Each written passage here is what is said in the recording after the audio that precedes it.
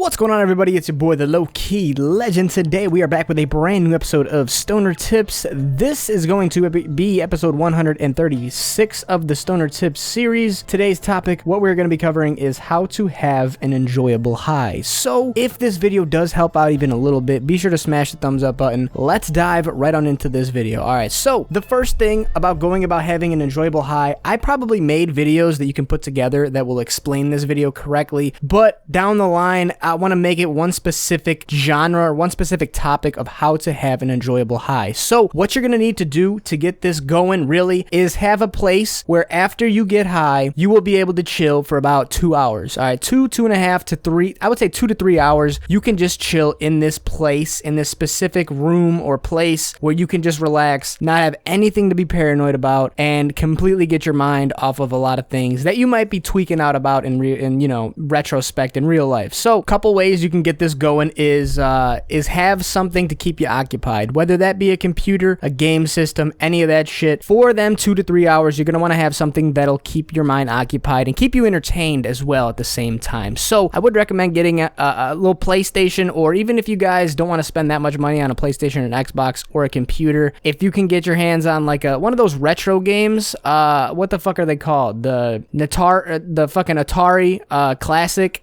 or the PlayStation 1 Classic even. They just released that. The Nintendo 64, I do think they remastered that as well. And what these consoles are just games with pre-built games in them. So you could play like Mario Bros, Pac-Man, Frogger, all the classic games of the fucking 90s and 80s and shit. And you could play them on a console. So, and they're very cheap. They go for about $50 max. Come with the controller, the plugins, everything involved, all the games. So if you can get your hands on something like that, or if you have an iPhone or an Android and you could find a game to just kind of just chill in a certain environment and play, definitely do that. One of my to-go games was Clash Royale. As a super dope strategy game. If you guys want to try that out, pick that up in the marketplace, go ahead and do that. It's free, but it is a super dope, time-consuming game that keeps you entertained and going at the same time. Also, I do know they have Grand Theft Auto San Andreas. They have all the Grand Theft Autos from San Andreas down under, so Vice City, GTA 3, all that shit. They got it on the iPhone and the Android, so if you guys want to buy that game, go ahead and do that. It's about $8 for the whole thing, or you can pay like $20 and get every single GTA. So it's up to you guys how you want to do that, but in the end, make sure you have something entertaining in your room or in an environment where you're going to be smoking, or after you're going to be done smoking, that you can be entertained from for a little bit. Next thing we're going to hit on is going to be the process of calming down that high once you're done. So you just finished smoking a fat blunt with your friend. Now you're going up to his room to just chill out and, let the high kick in and relax a little bit. First thing you are going to want to do is have a water bottle on standby. All right, water bottle, Gatorade, whatever the case is. I prefer a bottle of water and then a side drink of whatever you want to drink, so that can be whatever. Also, get a nice big bag of chips or pretzels, or hopefully your friend has something to eat. Just make sure your hunger is consumed or conserved perfectly to the point where you have something to snack on if your mouth gets, or if you get a little hungry or whatever. So could be a lot of base fucking good of food that you can eat. I'm not going to specifically make it into one category, but it could be just a snack. All right, I guess that's the best thing to commit to one category. All right, so it could be cookies, little chips, pretzels, whatever the fuck you want to do with your, money, or with your environment. I would plan on preoccupying these environments with these foods as well. So that way when you come and you're finally high, you have all this food in front of you to where you can pick from and eat whatever you want when you're feeling, that high kick in. So just make sure you have that. Next thing I want to hit on is Paranoia. So that's going to be something where after you're done being high, if you're not fully sober, like 100% sober, even if you're a little high, you'll still feel a little paranoid in a certain way. At least I do. So to avoid that, make sure you have some proper equipment on standby as well. This is going to be eye drops, gum, and maybe some fucking lotion or something so you could just rub on your skin. That really won't matter, but what you're going to want to try to hide and avoid if you are being paranoid is the smell of weed. All right, so you want to get that smell completely off you, or any real indication that you might be under the influence of marijuana. So eye drops are going to help out with the red eyes. Gum is going to help out with the breath that you might have after smoking a blunt. If it stays in your mouth might smell, or your breath might smell like some weed, so keep that in mind.